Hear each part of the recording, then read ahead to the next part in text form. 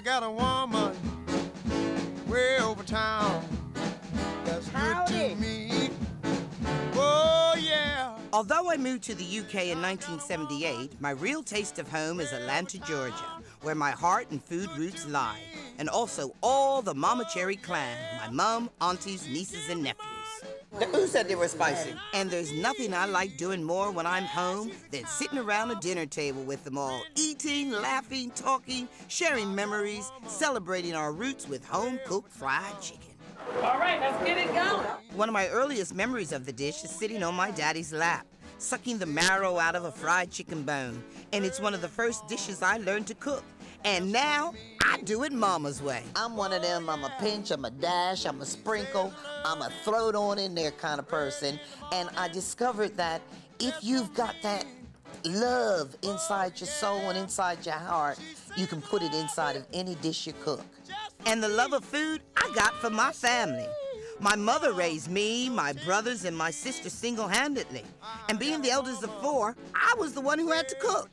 And without Mum, my aunties, the Golden Girls as I like to call them, I'd never have the passion I do now. When we grew up, what did we have every Sunday, Mom? Well, we had chicken.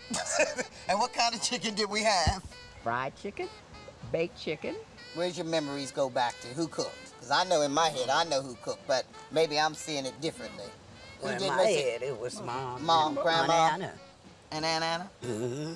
I think we all came from the dry batter. I find now I marinate my chicken in Italian dressing. Oh, yeah? And it really is. But the evolution of the dish and its flavors go back to the days of slavery, when chickens were their only livestock and main source of protein.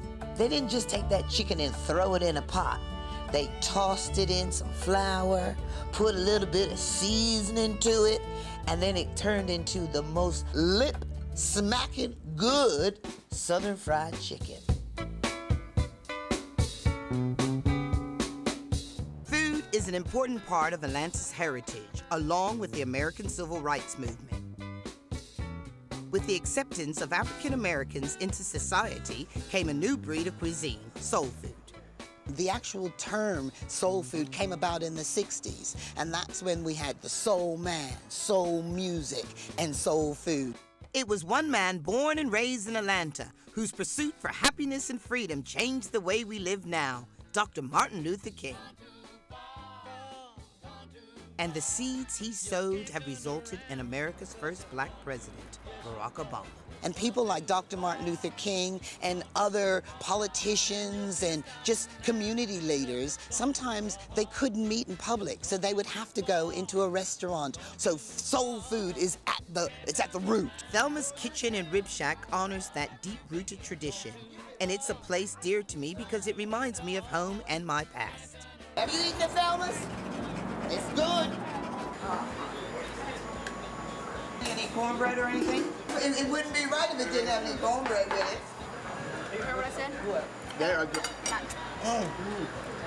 Along with eating comes planning, but this time for our big fat feast tomorrow. So my nephew can cook. He can go. And what are you cooking tomorrow, BJ? Well, I thought I was cooking string beans, but it seems that Chris has taken that away, so, you know, I'll find something. In my opinion, this is real, proper cooking. And it's all made by Thelma, who's been cooking for over 40 years. I've been to all the other soul food places in Atlanta, but you know what they didn't have for me? The heart and the soul. It's gonna be a weekend of eating, as tomorrow's another day of feasting.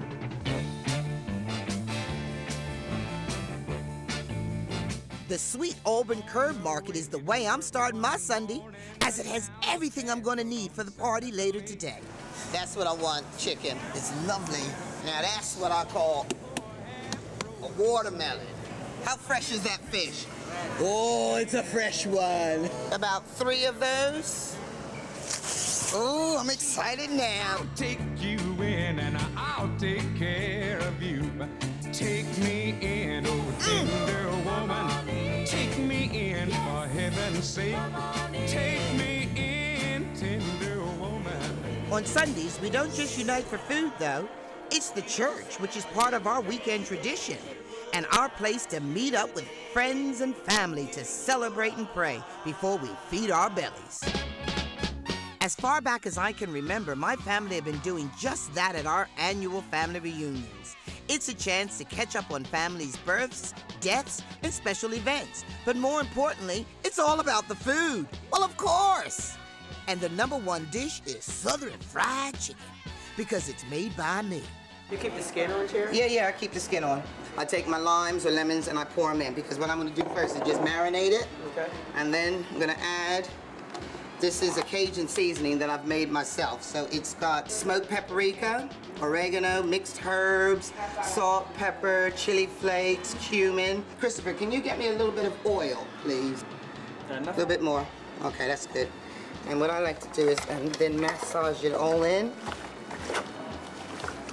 Can you get the flour and pour some flour into there? I pour quite a bit. And now take some of that Cajun seasoning and then just mix that. So you put the seasoning in there? I put it, yeah, because I like my seasoning to actually be right there next to the meat. So we're just gonna leave that to sit for about a half an hour, then I'll dredge it into the flour and then just fry it. Cherri's always cooked, and she's always cooked a lot of different foods. We had a kitchen at college, and so she'd cook, and then the entire campus would come, and we'd all eat together, and her specialty was always fried chicken. Are the hot dogs ready?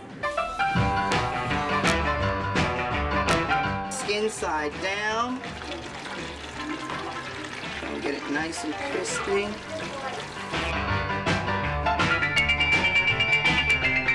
Let me see, it looks like it might be ready. Let me see here. Oh yes, that's what I want. Nice golden brown. Are you filming? Yes, ma'am. Don't tell me I'm eating this. Can't hear your mama call from the early morning to the Food is up, and I want you to come on into the table and enjoy. Follow me. Tell me twice. Wait a minute. Oh, when you're rocking down the road, can't hear your mama call. That's really good. Usually when the table is quiet, that means the food's very, very good. And this is as quiet as I've heard my family, or not heard my family in a long time. It's excellent. Probably some of the best I've ever had. Probably even better than my dad can make. Sorry, Dad. What do you think of my chicken? Cherri, this fried chicken so great, make you lick the plate. Go on to lick it. My time here, surrounded by friends, family, and a table full of home-cooked food is one of the best feelings. Not only do I have a passion for food, but I have a passion for the people who enjoy it, my family. And seeing them today laughing and reconnecting over some Southern fried chicken gives me the greatest of pleasure.